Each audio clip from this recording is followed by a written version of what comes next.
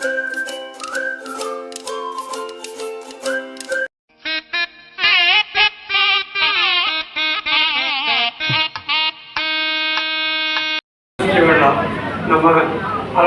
பார்வதி பதைன்னு சொன்னா மகாதேவான்னு நம்ம சொல்லையில நம்ம சொல்ல அந்த கோஷம் கைலாயத்துல சிவபெருமானுக்கும் உமாதேவிக்கும் கேட்கணும், அந்த அளவுக்கு சொல்லணும். ஆனா நம்ம பிள்ளைய கொஞ்சம் யோசிக்கிறீங்க இருக்கட்டும். இன்றைக்கு மதுரையிலே மீனாட்சி அம்மனுடைய திருக்கல்யாணம் இந்த காலையிலே சிறப்பாக நடைபெற்று இந்த 10 நாள் உற்சவத்திலே இன்றைய திருக்கல்யாண உற்சவம் என்னுடைய முப்பாட்டனார் நாகப்ப செட்டியார் எண்ணி படம் நாகப்பஜா படம் இருக்கு, எல்லாரும் பார்க்கலாம், தரிசனம் பண்ணிக்கலாம். 16ஆம் குடும்பங்கிறது 4 ஐயா கொண்டு சென்றது. அதில் பெரியவங்க மூத்தவங்க 2 பேர் இருந்து இங்கே வியாபாரம் எவ்வளோ வியாபாரம் பண்ணி கப்பல் வரையும் ஓட்டி நிறையா திருப்பணி பண்ணியிருக்காங்க. பாக்கி 2 ஐயாவும் அமராவதியில் இருந்து 4 ஃபேமிலியும் கவனிச்சிருக்காங்க. அந்த அளவுக்கு ஒற்றுமையாக ஏன் இதை சொல்கிறேன் அப்படின்னா, இன்றைக்கி நம்ம வீடுகளில் இந்த ஒற்றுமை குறைவு இருந்து அது அன்னை வீடு கொஞ்சம் கை எதவாக இருந்தால் தம்பி வீடு ஏற்றி கொடுக்கணும், எதிர்பார்க்காம ஏற்றி கொடுக்கணும். எங்கள் குடும்பத்தில் இந்த மாதிரி நடந்திருக்கு. அன்னைக்கு 25 லட்சம் செலவு பண்ணா பெருமையாக சொன்னாங்க. அந்த 25 லட்சமும் 4 குடும்பத்துக்கு இங்கே இருந்து. ஆனால் செஞ்சது யாரு? ஆக மூத்த அண்ணன். அவங்க செய்ததுக்கு அவங்களுடைய சகோதரர்கள் யாருமே எந்த விதமான மறுப்பும் செய்யல. அது அந்த அளவுக்கு ஒற்றுமையாக இருந்து இந்த வைணவ குடும்பம் அவங்க சொன்ன மாதிரி மதுரை மட்டும் இல்லை, பல தலங்களில் திருமணம் பண்ணியிருக்காங்க. அந்த குடும்பத்தில் நாம் பிறக்கிறதுக்கு பெரிய புண்ணியம் பண்ணியிருக்கோம்.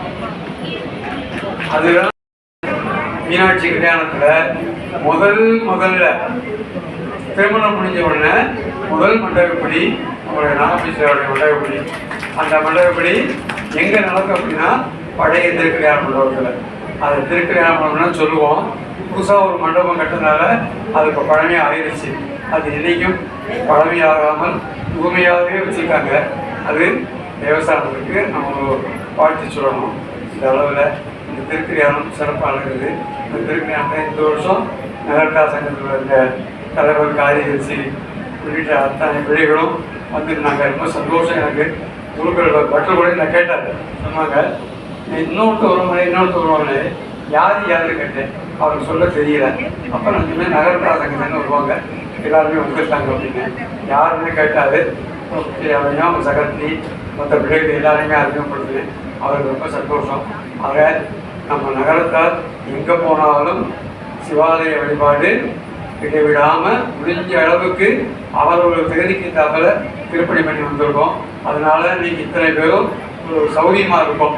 இது நம்மோட முடிஞ்ச எப்போவுமே நான் சொல்லுது, நம்மோட இந்த காரியங்கள் நிறைவு அடையக்கூடாது. நம்மளுடைய பாரம்பரியம் தொடர்ந்து வளர வேண்டும். இங்கே வந்துருக்கிற அத்தனை பிள்ளைகளும் உங்கள் பிள்ளைகளுக்கு இந்த வரலாற்று சிறப்பெல்லாம் சொல்லணும். அப்போ தான் அந்த பிள்ளைகளுக்கு நீ படிக்க வேண்டாம்னு சொல்லலை, ஐடியில் வேலை பார்க்க வேண்டாம்னு சொல்லலை, வெளிநாட்டுக்கு போக வேண்டாம்னு சொல்லலை. அதோட கொஞ்சம் நம்மளுடைய இந்த பாரம்பரிய சிறப்புகளை சொல்லணும். என் குடும்பத்தை மட்டும் சிறப்பாக சொல்லலை. இருக்கிற பிள்ளைகளில் நிறைய பேர் திருப்பணி குடும்பத்தில் இருப்பாங்க. ஏன்னா ஒவ்வொருத்தரும் எனக்கு பார்க்க கண்ணுக்கு தெரியல. ஆக திருப்பணி செஞ்ச குடும்பம் தான் நம்ம நகரத்தார் குடும்பம். அதுதான் நமக்கு சிறப்பு. அதை விட்டுறாமல் தொடர்ந்து செய்யணும். அதுக்கு இந்த மாதிரி நகரத்தார் சங்கம் ரொம்ப உறுதுணையாக இருக்குது. நிறைய இடத்துல மருத நகரத்தார் சங்கத்துக்கு ஒன்றும் சொல்ல வேண்டாம், ரொம்ப சிறப்பாக நடந்துக்கிட்டு இருக்கு. அதனுடைய தொடர்பாக இந்த வருஷம் இந்த பிள்ளைகள் அத்தனை பேரும் ரொம்ப சிறப்பாக செயல்பாடு பண்ணுறாங்க.